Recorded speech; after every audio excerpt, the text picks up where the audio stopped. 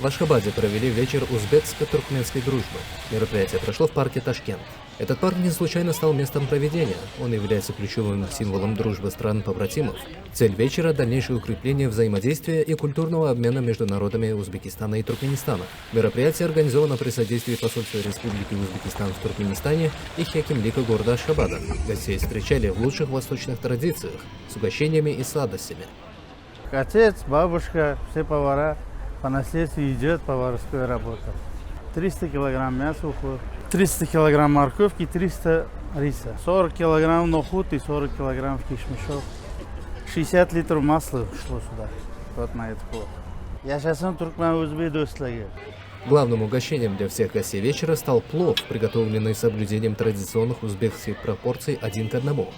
Для создания этого гигантского блюда весом в 1,5 тонны было использовано по 300 кг свежего отборного мяса, моркови, лука и риса. На главной сцене парка развернулась концертная программа, где в живом исполнении звучали узбекские и туркменские песни, сопровождаемые национальными танцами.